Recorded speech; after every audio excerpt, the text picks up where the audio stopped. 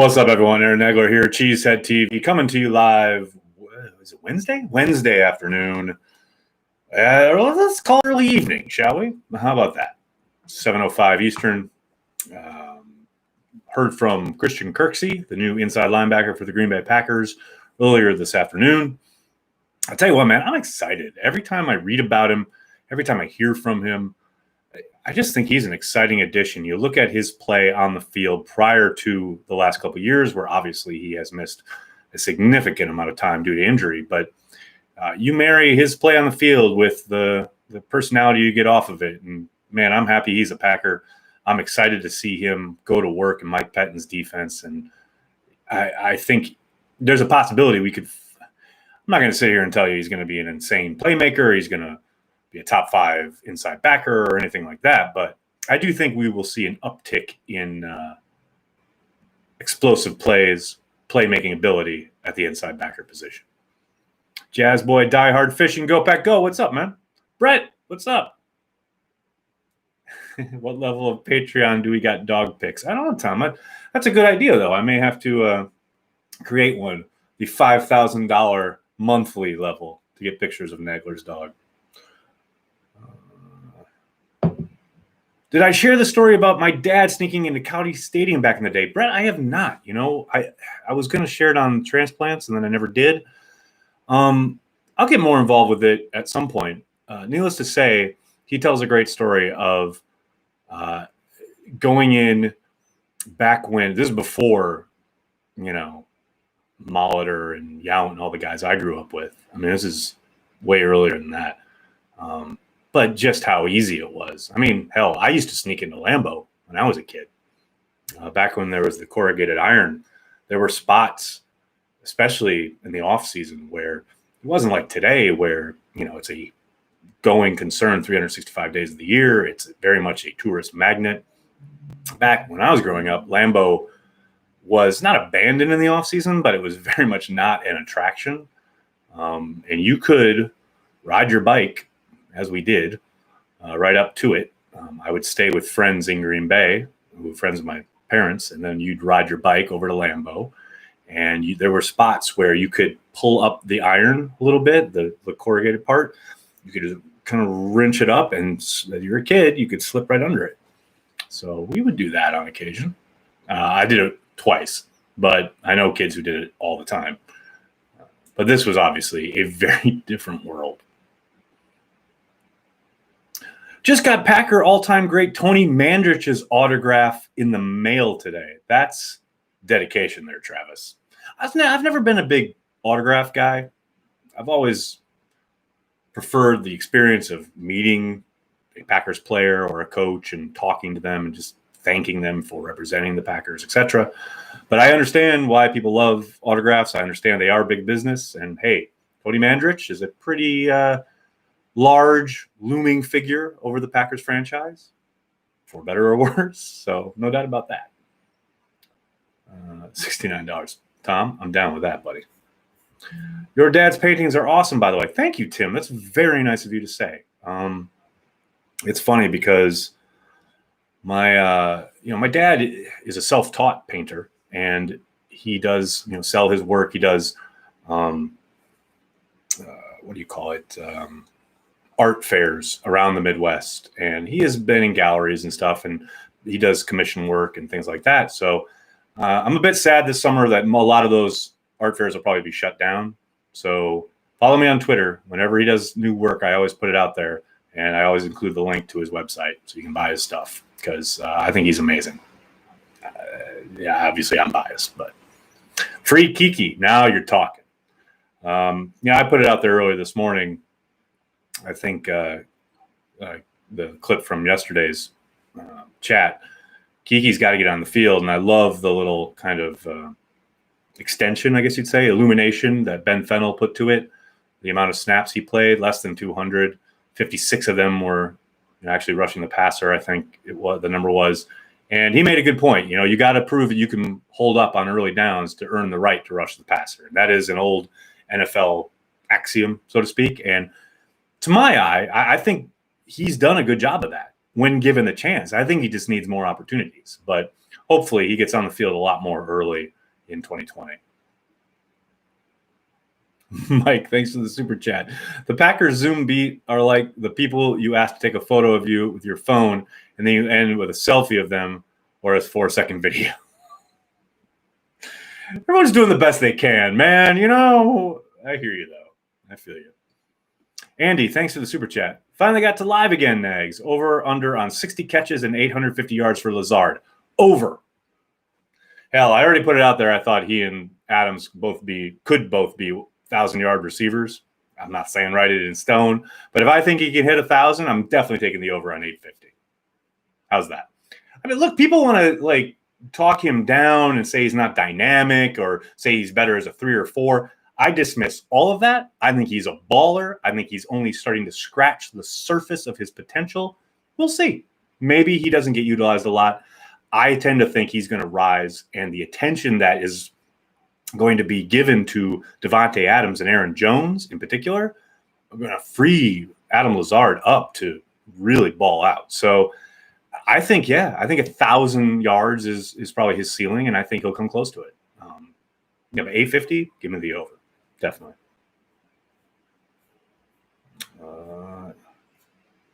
Any insight into the Looney defensive line to tight end transition? I love the jokes that were made last year after LaFleur mentioned that he had been running at tight end on scout team, and he was so successful at it that they decided to make the transition permanent. And then immediately Twitter was full Twitter and went because the Packers defense had such trouble against tight ends, we can't even stop the defensive end at tight end.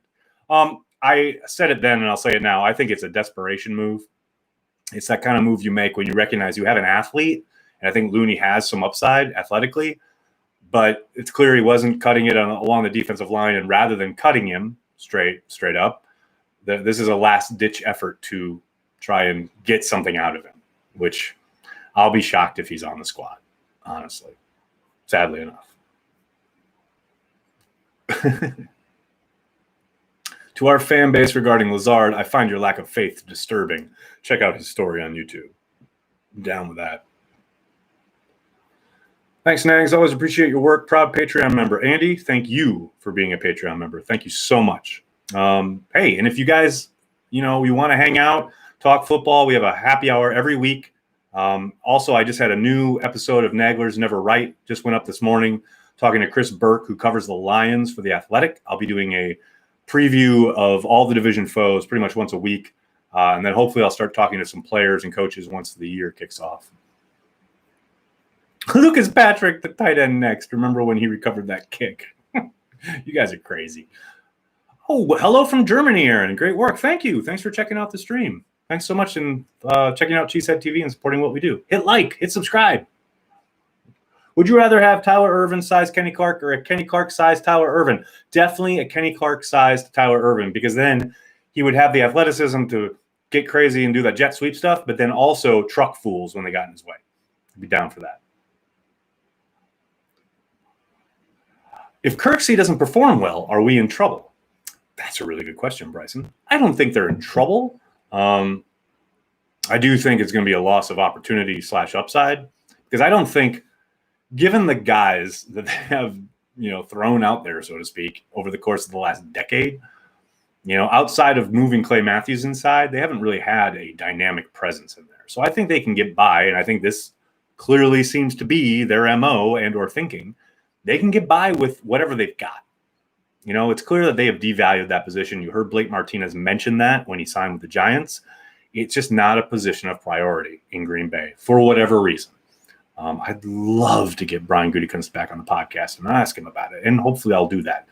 He has said he'll come back on. So, I do think they're not in trouble, so to speak.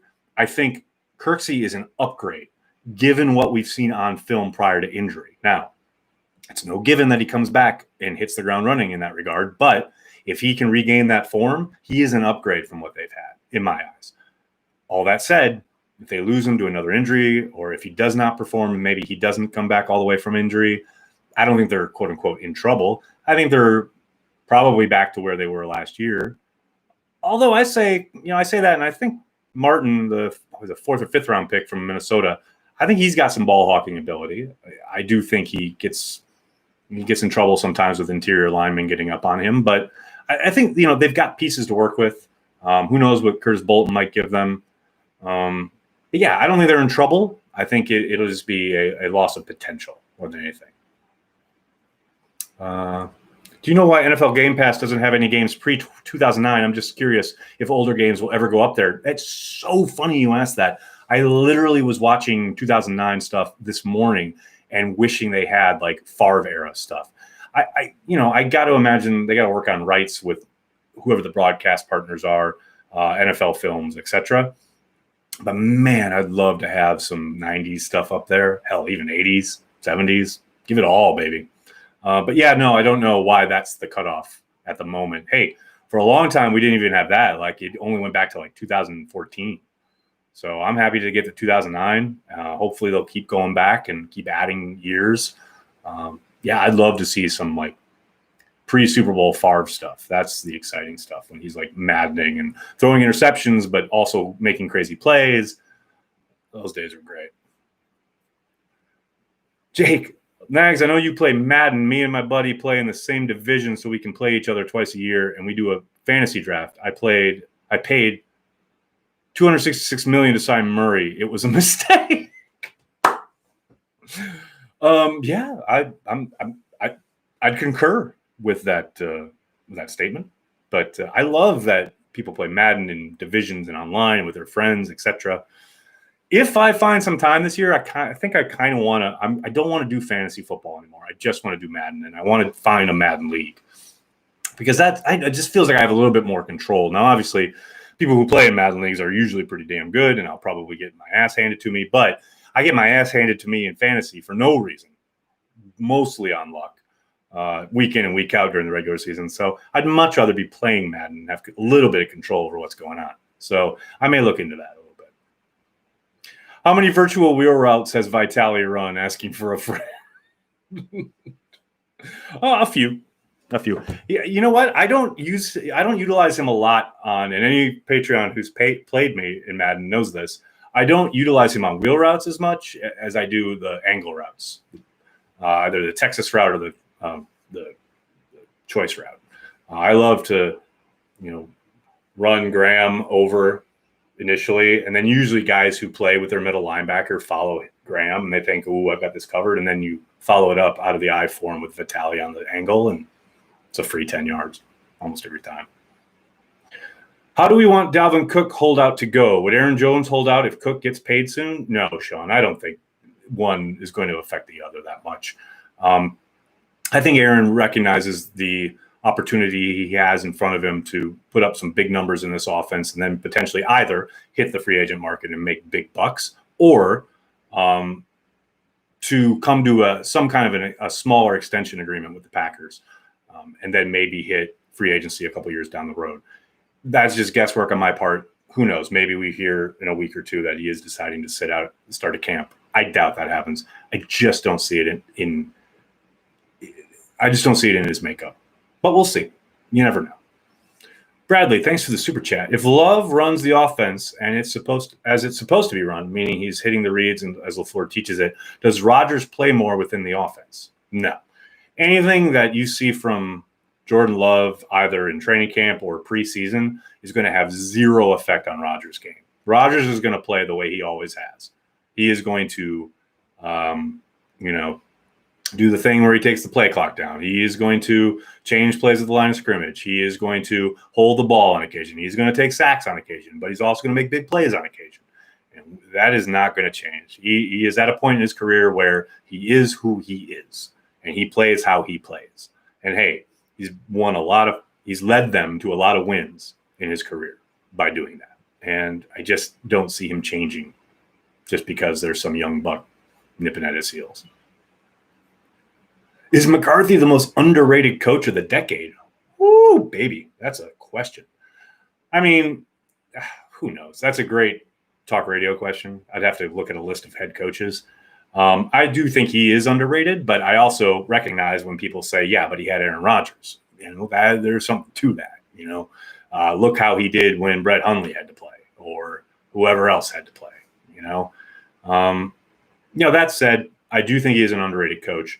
I am excited for his opportunity in Dallas, and I hope he wins a lot of games down there, just never against the Packers. Do you think the Packers will have DeGuara/Dillon play some fullback and replace Vitale's role? I am interested to see how they go about that. I'm not entirely sure they're going to have a dedicated fullback, and I don't think it'd be Dillon. Certainly, maybe DeGuara a little bit. But I think there'll be some open tryouts, so to speak. They have actual fullbacks on the roster, so we'll see. Do you see any scenario where Green Bay does not pay Bakhtiari? He is priority number 2 behind Clark, right? Allison, 1,000,000,000% he is priority number 2 behind Clark. Some may argue he is priority number 1.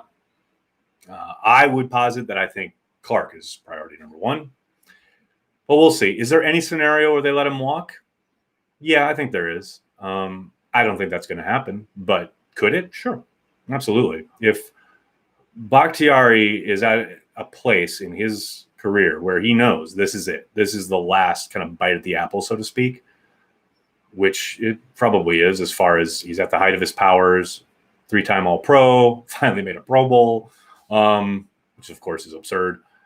Yeah, this is it. He's never going to have a better moment to really kind of drive a hard bargain, so to speak. And if he chooses to do that with the Packers, he could easily price himself out of Green Bay, because Lord knows there are a ton of teams with a boatload of cap room who would fall over themselves to hand it to him. And it's just a question of how they can make it, how they can structure it and how they can make it work within their cap structure, having a lot of other mouths to feed, but realizing his importance. If he wants to price himself out of Green Bay, he certainly can. There's no doubt about that. What else we got? Can Kirksey stay healthy, or should we be worried? Jake, why worry? Is worrying going to help? Can he stay healthy? We'll find out. I'm going to say yes, just because I'm a positive person. I like optimism. We'll see. I mean, it's hard for me to sit here and categorize his 2 injuries as a sign of things to come. Prior to these last 2 injuries, he had been pretty damn healthy throughout not only his pro career, but for much of college. We'll see. I know they're putting a lot of faith in him, but they also didn't pay him a boatload of money. I'd much rather pay Kirksey and cross your fingers, so to speak, than pay Blake $10 million plus. In Oklahoma, ready to make this Super Bowl run, Nags. That's what I'm talking about. I'm okay with Big Z getting a suspension as long as he doesn't miss the Saints game. I hear you, Alex, but I want him up in Minnesota. He wrecked things last year. I would love for him to return and do it again. But you're right. There's a possibility he could be suspended at the start of the year. And I know people always push back with the new CBA and its leniency on marijuana, but don't forget his infraction happened prior to the new CBA being instituted. So I think there's a decent chance he gets a suspension handed down probably around July 4th, because that's usually when the NFL announces these things. But who knows? Who knows? I mean, it's such an odd time for the NFL right now. Maybe he gets by. I have no idea. Hello from Germany. Another visit from Germany. Hello, Dennis. Thanks for joining us. Only 8 likes and 173 viewers. Hit like, subscribe, be a Patreon member. Even BJ Raji is a Patreon. Dustin, that's a fair point. Fair point, indeed. When is Brewhead TV debuting? That's a good question. Probably when my friends at Oscar Blues decide to give me a call and say, hey, Aaron, we need you to shill about Dale's Pale Ale a little bit more. Let me tell you, people, this is the nectar of the gods. I was a Newcastle Brown Ale man for a long time. And then they changed their formula. They changed their packaging. It all fell apart. I'm telling you, Dale's Pale Ale is where it's fucking at. This is the bomb diggity. There you go. How's that for Brewhead TV? Good day from Australia. Okay, now here we go. This used to happen all the time. So a couple people from Germany. Yesterday we had from Japan. Now we're getting Australia. Pretty soon someone from Guam's going to check in. And then someone from the surface of the moon. I get it. Y'all are having your fun. Is it weird to believe that the Devin Funchess signing is underrated? Probably a decent 3 or 4. I don't think it's, weird to believe that at all. I do think he can provide, at least a nominal increase in talent level and production that we saw out of Geronimo Allison, who was certainly utilized at times last year, probably more than he should have been. As long as we don't see him on a jet sweep, I'll be fine. Last summer when they were running Geronimo in the slot and then utilizing him during the regular season on sweeps, I mean, what are we doing? What are we doing here? But yeah, I do think as a one of those big presence they like at wide receiver on the perimeter, let him work some of that stuff in the red zone. Muscular guy, Rodgers is gonna see what he has there. I'm down for it, man. I think he can be a definite positive, a definite increased production / upside wise from what they had in Geronimo.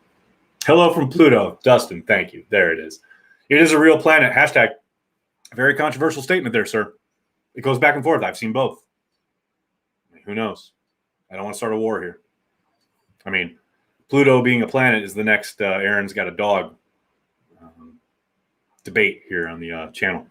Do you think that Derek Mays was underrated as a Packer? No. Love me some Derek Mays, but no. I would say he's properly rated, although it always comes down to who's doing the rating. For myself, I think he's properly rated.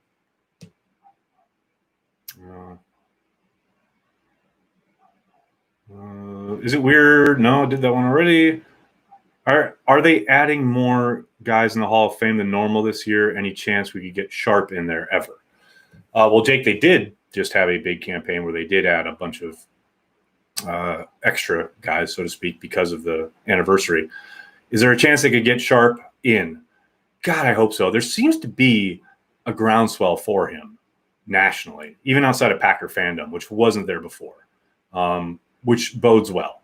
I mean, there's no question that if Terrell freaking Davis is in the Hall of Fame, Sterling Sharp should be. Sterling Sharp was so much better at playing his position than Terrell Davis was at playing his. It's just that Terrell Davis happened to be on a Super Bowl team. Now, yes, he helped them win a Super Bowl. And no, I'm not bitter because he was on a team that beat the Packers. He deserves it. God bless him. But if he's a Hall of Famer, Sterling Sharp should have been in decades ago. Give me a break.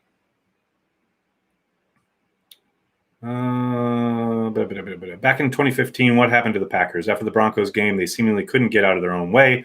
Did the Broncos defense expose how to defend their offense? A bit, Jimmy, but actually, it's funny. If you go back and watch that year, I won't say they were exposed, but I think the team that really kind of set the modus operandi, so to speak, was the 49ers the week before. The Packers won that game. But the 49ers did a great job of getting up in the wide receiver's grill, playing tough man across the board. Ty Montgomery dropped probably a sure touchdown in that game. But the 49ers really kind of set the table. And I think if I'm remembering right, that was Eric Mangini as defensive coordinator, I want to say. I think Mangini was the one that year that really kind of set the tone. And then that you saw the Broncos game. They played them very, very similarly. They just had a hell of a lot more up front to get after Rodgers. I think that was the game where he threw, 75 yards? It was hard to watch, obviously. But yeah, once that kind of came about, once teams were like, wait a second, they can't run the ball. We just press man, cover two, or too deep. The Packers had real trouble. And, they did as much as they could, but to me, that was the 49ers game was the turning point that year. And then the Broncos took advantage of it and really embarrassed them. Who is more important to a Super Bowl run, Kirksey or Rodgers? Patrick, I note your sarcasm. What should we look for from Oren Burks this year? For him to make the 53? And I think that's not a given. Man, he's got to show out in camp. He has got to get on the field. I know Goody talks up his contributions on special teams, but he didn't trade up on day 2 to take a core special teamer, or at least you shouldn't be. He's got to get on the field. He's got to, I don't want to say produce, but he's got to at least affect the game in some way. Whenever he has been afforded the opportunity, he has not risen to the occasion. And he has got to do so this summer. And I'd be, being honest, I'm not holding my breath. rarely magically happens 3 years in, but you never know. Any word on progress of the players / owners working out a fix to next year's salary cap? Jeff, we actually just had a post about that this morning on cheeseheadtv.com. Make sure you check that out. In fact, I will. No! Don't do that. I will throw it in the comments here in a second. There we go. Does a great job of laying out what it means as far as the Packers' ability to sign a lot of their own free agents. The short version, you better pray they work this out, because if they go in with any kind of substantial decrease to the salary cap next year, the Packers are in major trouble when it comes to keeping their own guys. What are your thoughts on the possible shortened preseason? Yes! I'm sorry, was that out loud? Look, I get it. I understand coming off of a weird offseason, virtual stuff. The undrafted guys, the tryout guys are going to get short shrift. They were already going to get short shrift. Now it's going to be even harder because there won't be as many evaluation opportunities. I get all that. But, man, 2 fewer preseason games? Yes, please sign me up. The report today was that training camps for most teams, including the Packers, they'll have to report on July 28th. This gives them a little time if they only have 2 preseason games to kind of ramp up because they haven't had any on-field work during the offseason. I'm all for it. I'm 1,000,000,000% behind it. Please, Lord, make it happen. That's where I'm at. Dustin, thanks for the super chat. Could moving Burks to tight end help him? We still have 6 tight ends less than the Bears. You guys got your jokes. Jokey Mr. Jokey Man. I get you. No. I'm going to go with no on that one. Better chance to crack the 53, EQ or MVS? Woo! I get this question a lot. If I had to guess, I'd probably say EQ. But I do think MVS is going to make it. We'll see. Have you watched film on Kamal Martin? I think he's almost a guarantee he makes the 53. And he's very explosive and athletic beast. Hopefully they work on more of his fundamentals. KJ, I have watched some. I mentioned it a little earlier in the chat. I think he's a ball magnet, ball hawking guy. See ball, get ball. You love to see that. I do worry about some of the more athletic interior guys getting up on him, erasing him in the run game. That's where I think the concern is. For a team that really struggled against the run last year, I think his liability lies in the run game, and he's got to be able to prove that he can handle it the way Oren Burks has not been able to, especially when it comes to disengaging, getting off blocks, flowing to the play, not taking false steps. These are all things we got to see from him early on for him to earn time on the football field from scrimmage. I do think he'll be an instant special teams contributor. I don't think there's any question there. It's just a question of how quickly can he adapt to the pro game. Because I'm with you. I like his athleticism. The upside is clearly there. He's got some stuff to work on, physicality, run game wise. Who did we ever hire for wide receivers coach? Bradley. They promoted from within. They took their their offensive quality control coach from last year, whose name is escaping me, but I'm going to find it for you really quickly. Jason Vrabel. He was a quality control coach last year. He is now the wide receivers coach. So there you go. Do you like the fact that Dylan came to go early even though nobody was there? Good time to do film study and learn the playbook. He seems to have that go-get-it attitude and a love for the game. Yeah, I mean, the fact that he went to Green Bay initially, early on. Love that he's in town. It doesn't, I agree with you in the sense of like it shows a go-get-him attitude, right? He wants to be involved, etc. And look, every little bit helps, right? It reminds me of that story when Nick Barnett was trying to get into camp and he was not signed yet, and they had that first day of practice, and you watched the first day of practice across the street from the gas station parking lot. You love that attitude, right? You want to be there. You want to be involved. You just can't wait. You're chomping at the bit. Ultimately, I don't think it means a whole lot in regards to how he'll be utilized, what kind of year he's going to have.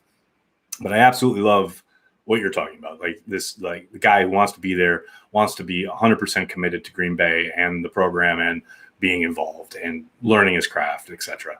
I'm all in on that. No doubt about it. Ranch or blue cheese on wings? Yes. I don't care. I'm not picky. I am not picky. I know there's lots of people online who have really strong opinions about food. I am not one of them. I like what I like. I usually will pass on what I don't like. Everyone else can like or not like whatever they choose, and I'm fine with it. Man, cool. Dig what you dig, I'll dig what I dig. If you could pick any player from any team and throw them on the Packers team, who would it be? Honey Badger. Tyrann Mathieu, 1,000%. Absolutely love him. Any relationship to the Pats Vrabel? Good question, Alex. I don't think so. Thanks for the Dale's tip, Nags. We just got it out here in Cali, and yes, it truly is nectar of the gods. I totally switched over after one tall boy. That's what I'm talking about. All right, guys, I'm going to jump. Thank you so much for all the questions. I'm sorry if I couldn't get to yours. So great to see 191 people here in mid-June talking Packers. That's because you guys are diehards. You are the people we are here for. Cheesehead TV. We're devoted to Green Bay Packers fans worldwide. Hit like, hit subscribe, tell your friends, tell your family. Cheesehead TV, we're here for you. Have a great night, everybody. Talk to you tomorrow.